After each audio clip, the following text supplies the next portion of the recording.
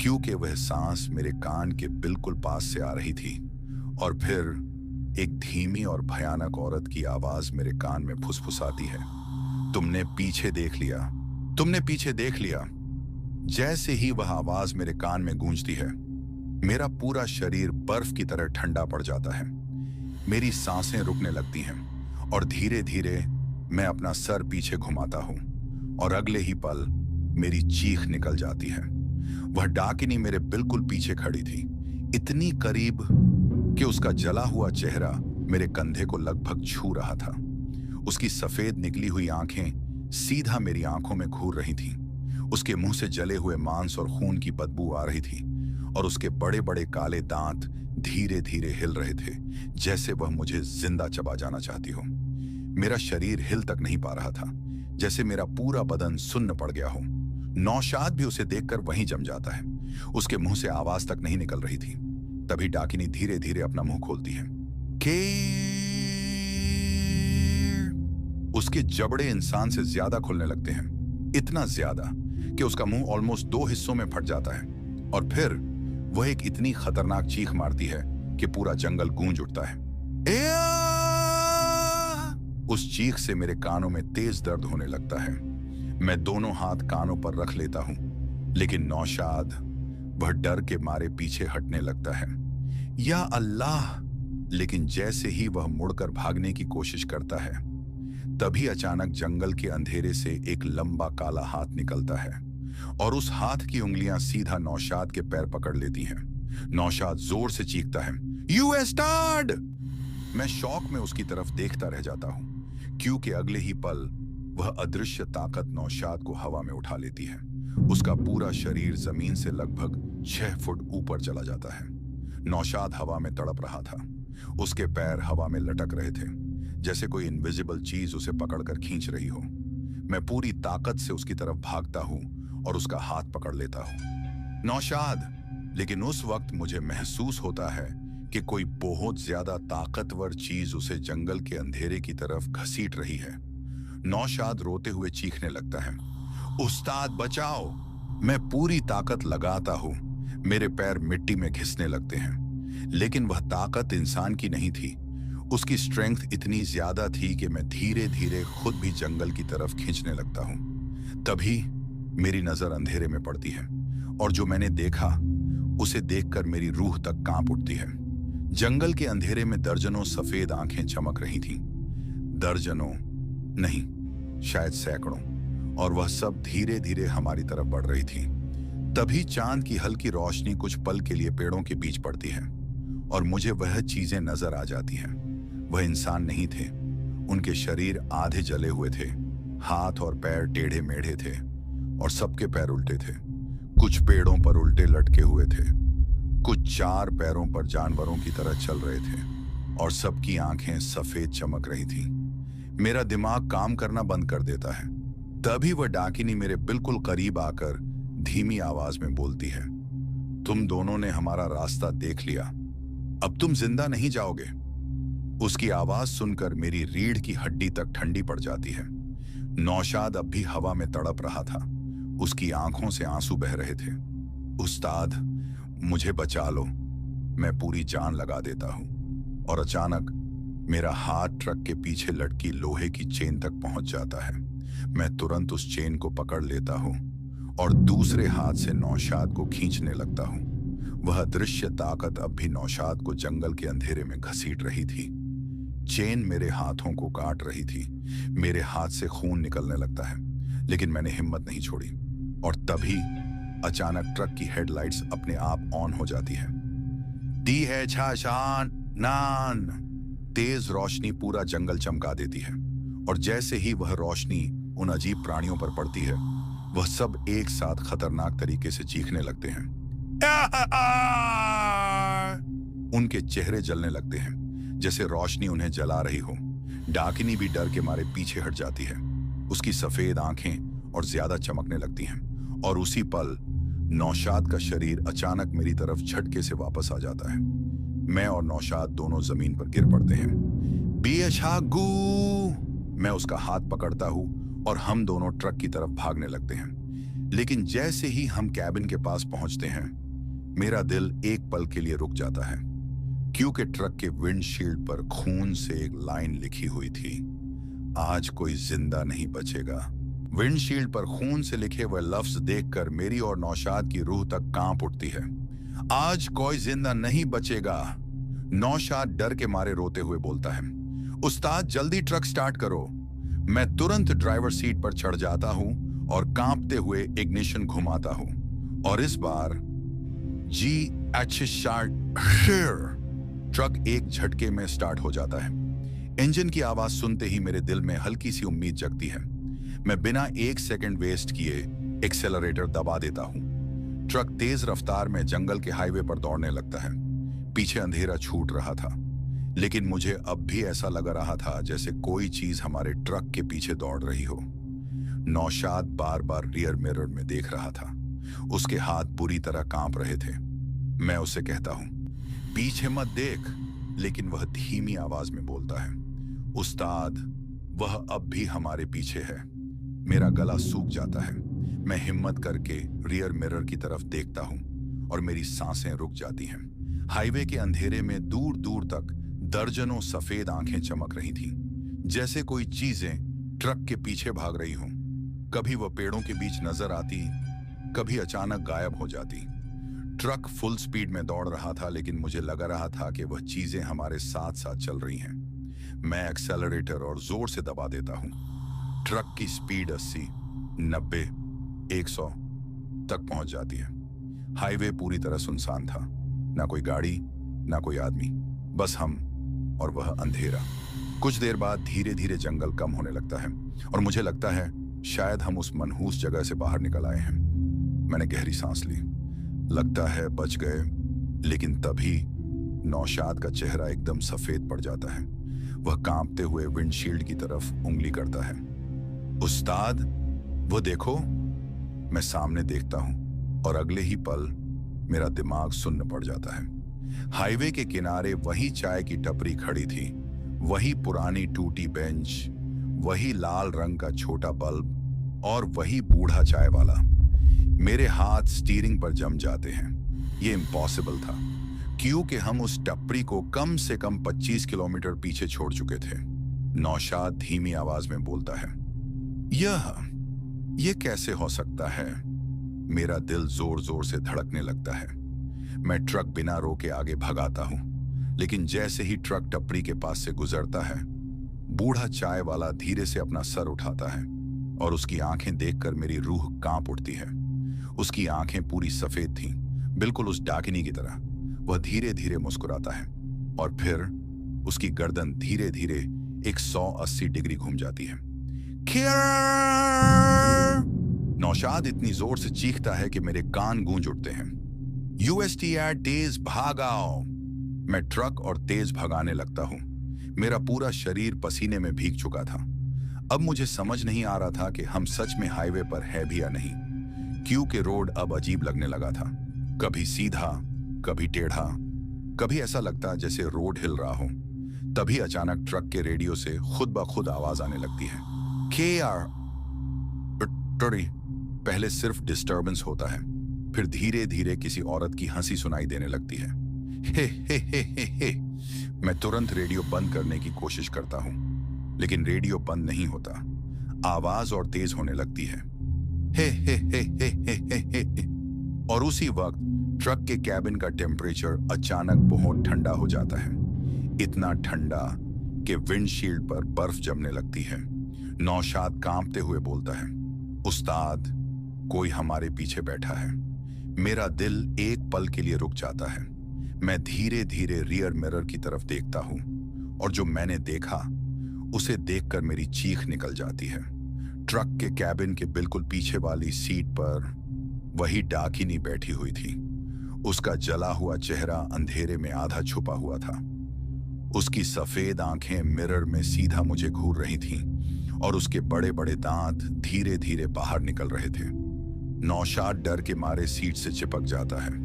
मैं ब्रेक मारने ही वाला होता हूं, लेकिन तभी डाकिनी धीरे से बोलती है, तुम लोग बाहर नहीं जा सकते, यह रास्ता अब हमारा है। उसकी आवाज कैबिन में गूंजने लगती है और अगले ही पल ट्रक का स्टीयरिंग अपने आप घूमने लगता है। मैं पूरी ताकत लगाता हूं, लेकिन स्टीयरिंग मेरे कंट्रोल से बाहर हो जाता है। ट्रक अचानक हाईवे छोड़कर जंगल के अंदर जाने वाले कच्चे रास्ते की तरफ मुड़ जाता है। नहीं! ट्रक जोर से उछलता हुआ अंधेरे जंगल के अंदर घुसने लगता है। पेड़ ट्रक के साइड से टकरा रहे थे। कंटेनर बुरी तरह हिल रहा था और वह डाकिनी कैबिन के अंदर बैठी हंसते जरा ही थी।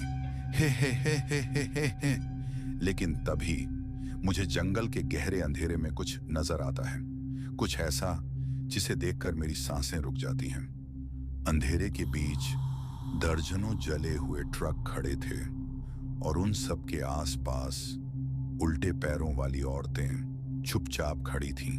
दर्जनों जले हुए ट्रक्स को जंगल के अंधेरे में खड़ा देखकर मेरा दिमाग काम करना बंद कर देता है। वह ट्रक्स पूरी तरह से जल चुके थे। किसी का टायर पिघल गया था, किसी का केबिन आधा टूट चुका था और कुछ ट्रक्स के शीशों पर अजीब अजीब निशान बने हुए थे। ऐसा लग रहा था जैसे सालों से वह जंगल में सड़े हुए पड़े हों। लेकिन सबसे डरावनी बात यह थी कि उन सब ट्रक्स के आसपास वह उल्टे पैरों वाली औरतें चुपचाप खड़ी थीं। उनमें से कुछ की गर्दन टेढ़ी थी, कुछ के मुंह जले हुए थे और कुछ के लंबे बाल जमीन तक लटक रहे थे। वह सब बिल्कुल चुपचाप हमारे ट्रक को घूर रही थी। नौशाद का गला सूख जाता है। उस्ताद, ये जगह क्या है? मेरी उंगलियां स्टीयरिंग पर जम चुकी थीं। ट्रक अब भी कच्चे रास्ते पर उछलता हुआ आगे बढ़ रहा था, लेकिन स्टीयरिंग अब मेरे कंट्रोल में नहीं था। वह डाकिनी कैबिन के पीछे बैठी धीरे धीरे हंस रही थी। हे। उसकी हंसी सुनकर लग रहा था जैसे मेरी रूह को कोई अंदर से चीर रहा हो। मैं पूरी ताकत से स्टीयरिंग खींचता हूं, नहीं! लेकिन ट्रक और अंदर जंगल में घुसता चला जाता है। तभी अचानक सामने एक बड़ा गड्ढा आ जाता है। डीएच!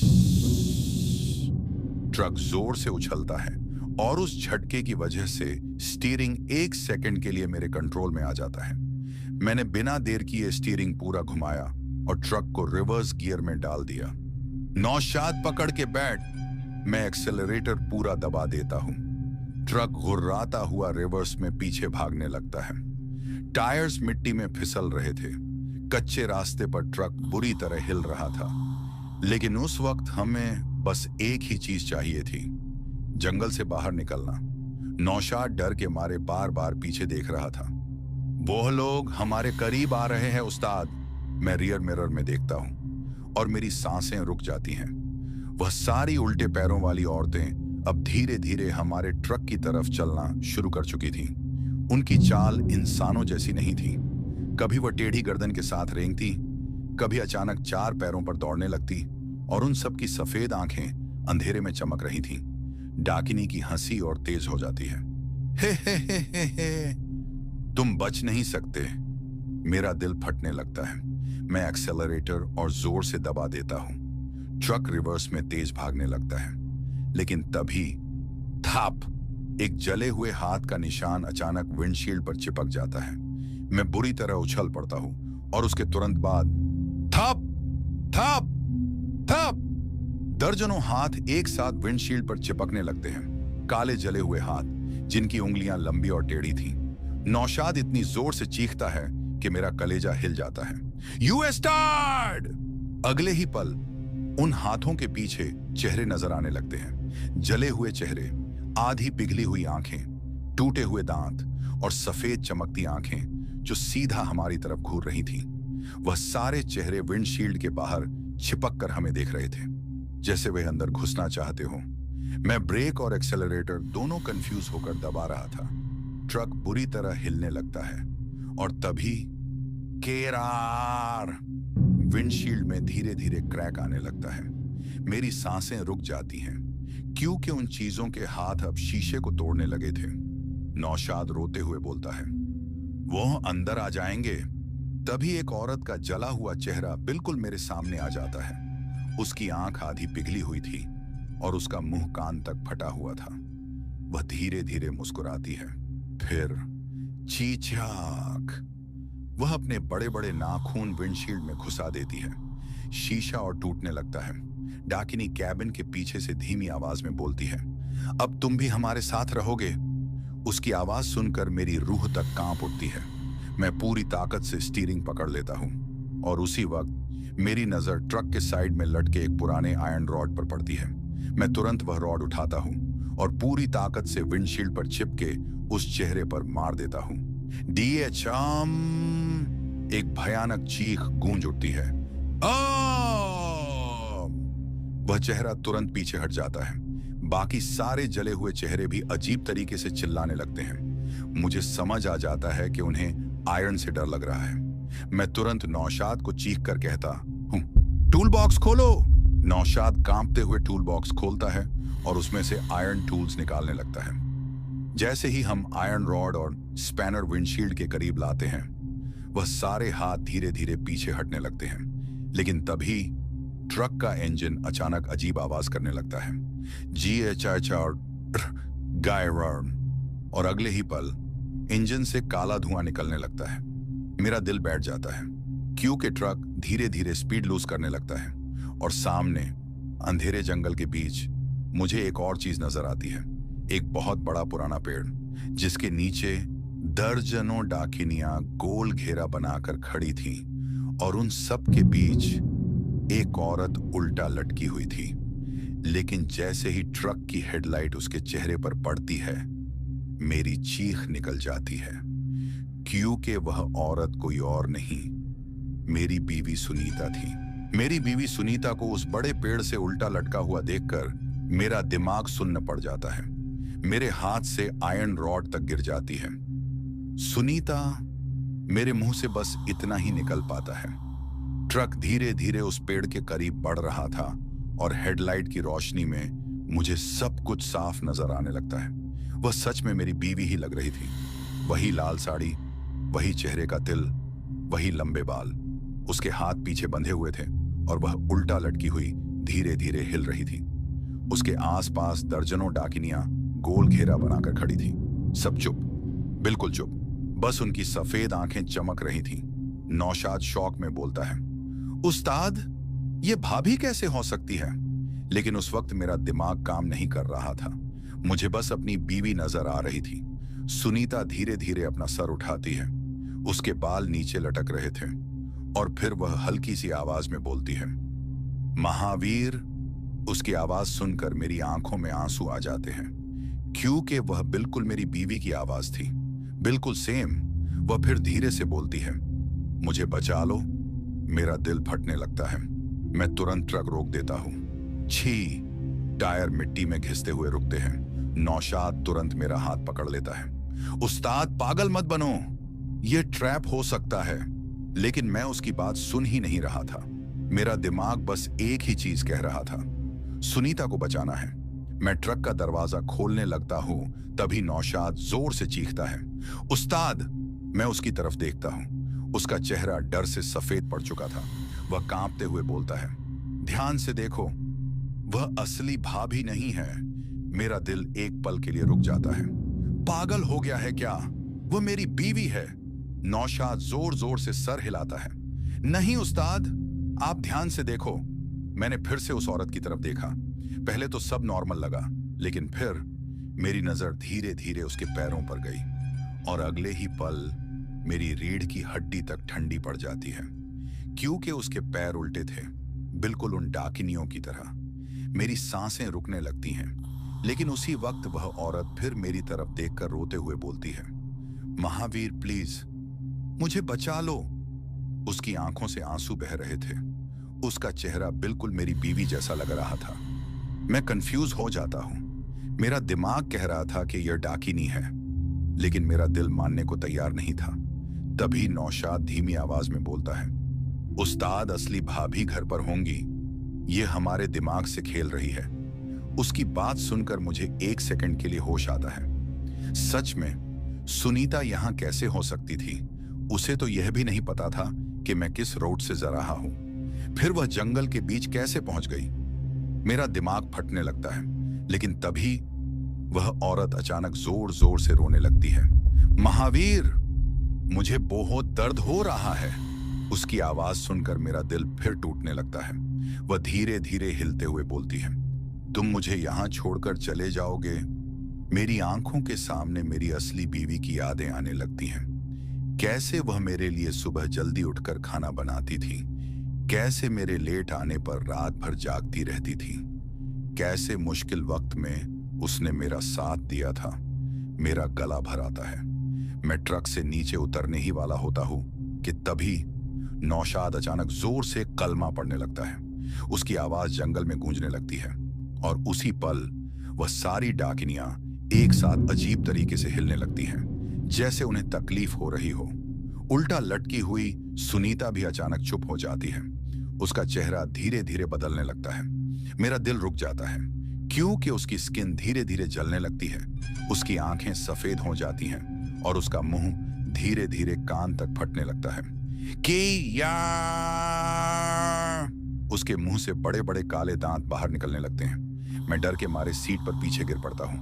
वह अब मेरी बीवी नहीं लग रही थी। वह वही डाकिनी थी, वही जला हुआ चेहरा, वही खतरनाक सफेद आंखें। वह उल्टा लटके हुए हंसने लगती है। ही। उसकी हंसी सुनकर पूरा जंगल गूंजने लगता है और उसी वक्त पेड़ों पर बैठी बाकी सारी डाकिनियां भी एक साथ चीखने लगती हैं। ट्रक बुरी तरह हिलने लगता है। नौशाद चीखता है, यूएसटीआरडी चालो यहां से। मैं तुरंत इग्निशन घुमाता हूं, लेकिन ट्रक स्टार्ट नहीं होता। घर्र, घर्र। मेरी सांसें रुकने लगती हैं क्योंकि धीरे धीरे वह सारी डाकिनियां ट्रक की तरफ चलना शुरू कर चुकी थीं। कोई टेढ़ी गर्दन के साथ चल रही थी, कोई चार पैरों पर रेंग रही थी और कुछ पेड़ों से सीधा नीचे कूद रही थी। उन सब की सफेद आंखें सिर्फ हम पर टिकी हुई थीं। तभी ट्रक के केबिन की लाइट अपने आप ब्लिंक करने लगती है। ऑन ऑफ और लाइट के हर ब्लिंक के साथ मुझे रियर मिरर में एक नया चेहरा नजर आने लगता है।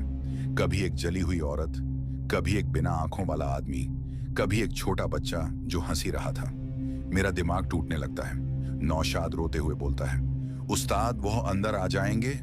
और अगले ही पल डी चामाम ट्रक के कंटेनर पर किसी बहुत बड़ी चीज का जोर का वार होता है। पूरा ट्रक एक तरफ झुक जाता है और कंटेनर के अंदर से किसी औरत की तेज चीख गूंजने लगती है। दिए चाम। ट्रक के कंटेनर पर हुआ वह भयानक वार सुनकर मेरी और नौशाद की चीख निकल जाती है। पूरा ट्रक एक तरफ झुक जाता है। ऐसा लग रहा था जैसे कंटेनर के ऊपर कोई बहुत बड़ी चीज चढ़ गई हो। और उसी वक्त कंटेनर के अंदर से एक औरत की तेज चीख गूंजती है। ए ए ए ए ए ए ए ए ए ए ए ए एच एच एच एच एच एच। मेरी रीढ़ की हड्डी तक ठंडी पड़ जाती है। नौशाद रोते हुए बोलता है, उस्ताद ये माल नॉर्मल नहीं है। मैं इग्निशन बार बार घुमाता हूं, GHR, लेकिन ट्रक स्टार्ट नहीं होता। बाहर वह सारी डाकिनियां धीरे धीरे ट्रक को घेर रही थीं। कोई विंडशील्ड पर अपने नाखून रगड़ रही थी, कोई कंटेनर के साइड से लटक कर हमें घूर रही थी और उल्टा लटकी हुई वह बड़ी डाकिनी अब धीरे धीरे पेड़ से नीचे उतर रही थी। उसके हाथ और पैर मकड़ी की तरह टेढ़े मेढ़े होते जा रहे थे। मेरा गला सूख जाता है। तभी थिया ट्रक के कैबिन में रखा मेरा फोन अचानक बजने लगता है।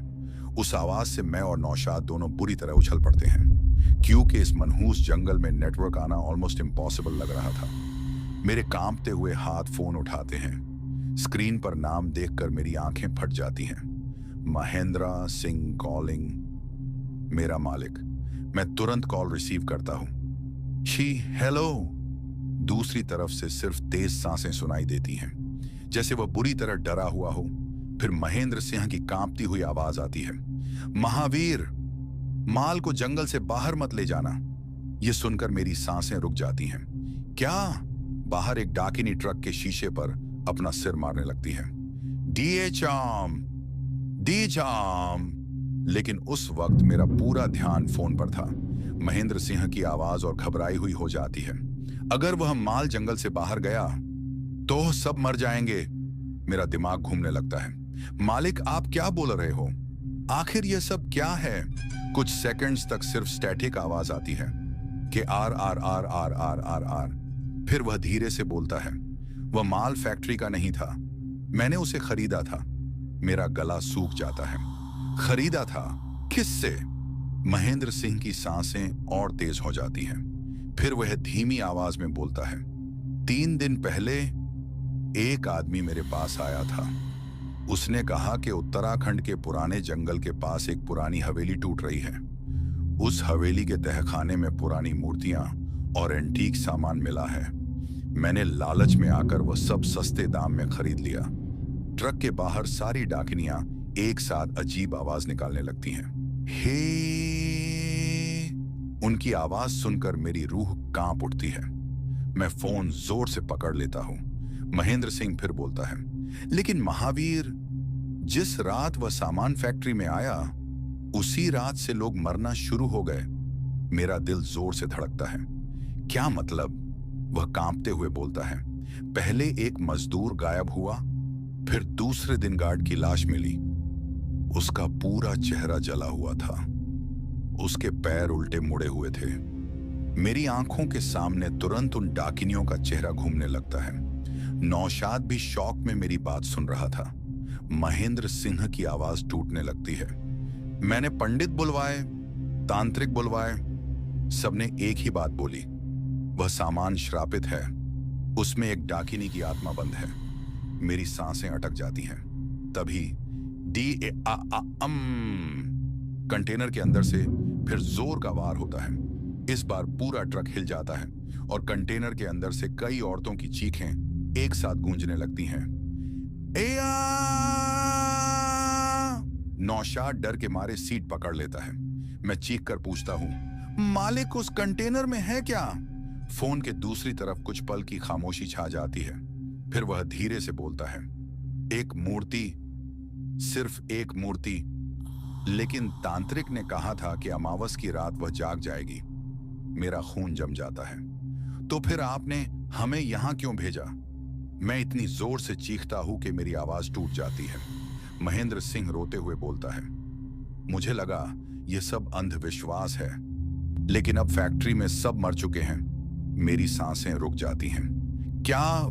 वह चीखने लगता है, वह सबको मार रही है महावीर। फैक्ट्री में जो भी था कोई जिंदा नहीं बचा। मेरे हाथ से फोन लगभग छूट जाता है। तभी फोन के दूसरी तरफ अचानक लोगों की चीखने की आवाज गूंजने लगती है। फिर एक औरत की हंसी, वही हंसी, हे हे हे हे हे हे हे हे। महेंद्र सिंह की आवाज अचानक कांपते हुए आती है, महावीर, वो मेरे पीछे खड़ी है। मेरा दिल रुक जाता है। मालिक? अगलापन। फोन पर इतनी खतरनाक चीख गूंजती है कि मेरा कलेजा हिल जाता है। ए ए ए ए ए ए ए ए ए ए ए ए एच एच एच एच एच एच। फिर के आर आर आर आर आर आर आर आर। कॉल कट हो जाता है। केबिन के अंदर एकदम सन्नाटा छा जाता है। सिर्फ मेरी और नौशाद की तेज सांसें सुनाई दे रही थी। तभी ट्रक के रियर मिरर में मुझे कुछ नजर आता है। मैं धीरे धीरे मिरर की तरफ देखता हूं और मेरी चीख निकल जाती है, क्योंकि कंटेनर का गेट धीरे धीरे अपने आप खुल रहा था। खड़ड, और उस अंधेरे के अंदर 2 सफेद चमकती आंखें हमें घूर रही थीं। कंटेनर का गेट धीरे धीरे और ज्यादा खुलने लगता है। अंदर का अंधेरा इतना गहरा था जैसे उसके अंदर रोशनी जाते ही मर जाती हो। बस वह 2 सफेद आंखें सीधा मुझे और नौशाद को घूर रही थीं। मेरी सांसें इतनी तेज चलने लगती हैं कि मुझे अपने ही दिल की धड़कन कान में सुनाई देने लगती है। डिया चुक, दा चुक, दा चुक। नौशाद कांपते हुए धीरे से बोलता है, उस्ताद, वह बाहर आ रही है। तभी कंटेनर के अंदर से घुंघरू की हल्की आवाज गूंजती है, चान चान चान। जैसे कोई औरत अंधेरे में नंगे पैर धीरे धीरे चल रही हो और हर कदम के साथ ट्रक हल्का हल्का हिलने लगता है। मेरा दिमाग चीख रहा था, भाग महावीर, लेकिन मेरी बॉडी सुन्न पड़ चुकी थी। मैं बस रियर मिरर में देख रहा था। अंधेरे के अंदर अब एक चेहरा धीरे धीरे उभर रहा था। जले हुए काले होंठ, लंबी सफेद आंखें और सिर पर वही टूटा हुआ मुकुट जो शायद उस मूर्ति का हिस्सा था। फिर वह चेहरा हल्का सा मुस्कुराता है, हे हे हे हे हे हे। उस हंसी के साथ ही ट्रक के बाहर खड़ी सारी डाकिनियां एक साथ चुप हो जाती हैं। पूरा जंगल एकदम शांत, ना हवा, ना पत्तों की आवाज, कुछ नहीं। जैसे पूरा जंगल उस चीज के जागने का इंतजार कर रहा था। तभी ट्रक का इंजन अपने आप स्टार्ट हो जाता है। GHR। मैं और नौशाद एक साथ उछल पड़ते हैं। स्टीयरिंग अपने आप घूमने लगती है। ट्रक धीरे धीरे आगे बढ़ने लगता है, लेकिन मैंने एक्सेलरेटर को छुआ तक नहीं था। नौशाद डर के मारे कुरान पकड़कर आयत पढ़ने लगता है। मैं ब्रेक्स दबाता हूं, लेकिन ब्रेक फेल। ट्रक सीधा जंगल की ओर अंदर घुसने लगता है। पेड़ों के बीच, अंधेरे के अंदर, और रियर मिरर में वह चेहरा धीरे धीरे मेरे और करीब आता जा रहा था। अब वह इतना पास था कि मैं उसकी जलती हुई स्किन और टेढ़ी गर्दन साफ देख सकता था। उसकी आंखें मिरर के अंदर से सीधा मेरी आंखों में घुस रही थी। फिर उसने धीरे से अपना हाथ उठाया और अपनी जल चुकी उंगली से मिरर पर कुछ लिखा। कार मैट देखना। मेरा गला सूख जाता है, क्योंकि उसी पल मुझे अपने पीछे कैबिन के अंदर किसी की गर्म सांस महसूस होती है, बिल्कुल मेरे कान के पास। और फिर एक धीमी औरत की आवाज गूंजती है, महावीर, मुझे जंगल से बाहर ले चलो। उसके बाद क्या हुआ मैं आज तक किसी को नहीं बता पाया। बस इतना जानता हूं, उस रात के बाद नौशाद कभी नहीं मिला। और कुछ ट्रक ड्राइवर्स आज भी कहते हैं कि अमावस की रात उत्तराखंड के उन जंगलों में एक पुराना कंटेनर ट्रक दिखाई देता है, जिसका इंजन बंद होता है, लेकिन ट्रक फिर भी चल रहा होता है।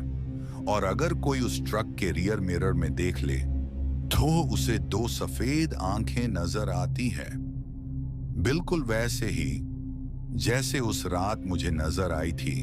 तो मेरे प्यारे दोस्तों, आज की ये डरावनी और सच्ची कहानी खत्म होती है, लेकिन मैं इस चैनल में आप लोगों के लिए हर दिन एक अनोखी और सच्ची ट्रक ड्राइवर की आपबीती और कहानी लेकर आता हूं। लेकिन आप लोगों से मेरी एक रिक्वेस्ट है, प्लीज हमें सपोर्ट करने के लिए हमारे इस वीडियो को लाइक करके चैनल को सब्सक्राइब कर लीजिए। और अगर आप भी अपना नाम नेक्स्ट वीडियो में अनाउंस करवाना चाहते हो तो इस वीडियो के कमेंट सेक्शन में अपना नाम लिख दीजिए।